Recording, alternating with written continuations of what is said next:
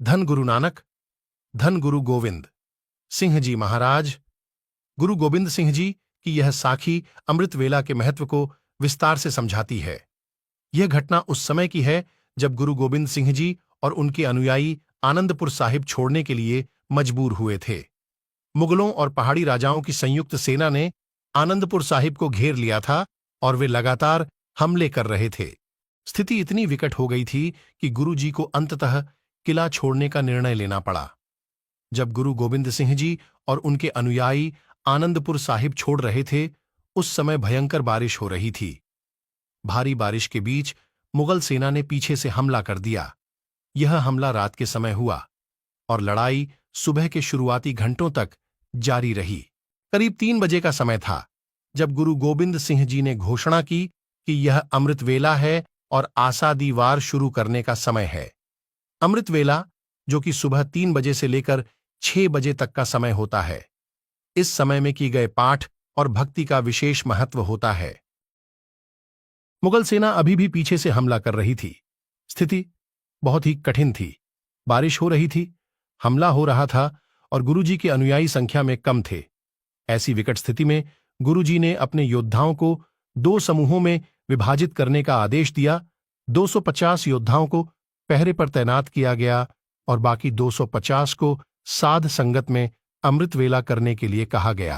जो 250 योद्धा पहरे पर थे, वे सभी मुगल सेना से लड़ते हुए शहीद हो गए। उनका बलिदान महान था और उन्होंने अपने धर्म और गुरु के प्रति अपनी निष्ठा को साबित किया।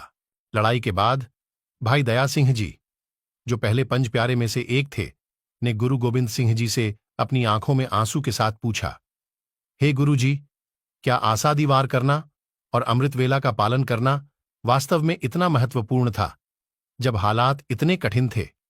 हम संख्या में कम थे, बारिश हो रही थी और मुगलों का हमला जारी था।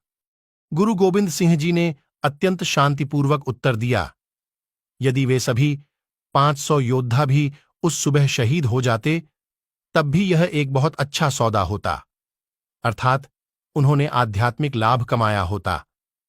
गुरुजी ने स्पष्ट किया कि अमृत वेला का पालन करना अत्यंत महत्वपूर्ण है, भले ही परिस्थितियां कितनी भी कठिन क्यों न हों। यह समय आत्मा की शुद्धि और ईश्वर से जुड़ने का है। इस घटना से स्पष्ट होता है कि अमृत वेला का कितना गहरा और महत्वपूर्ण स्थान है। अमृत वेला में की गई प्रार्थना और भक्ति से आत्मा को शांति मिलती है और यह समय ईश्वर को प्राप्त करने का होता है।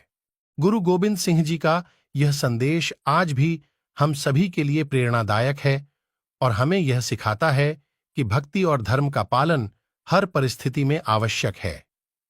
धन गुरु नानक। गुरु नानक जी की प्यारी प्यारी साखियां सुनने के लिए हमारे चैनल को लाइक और सब्सक्राइब करना ना भूलें।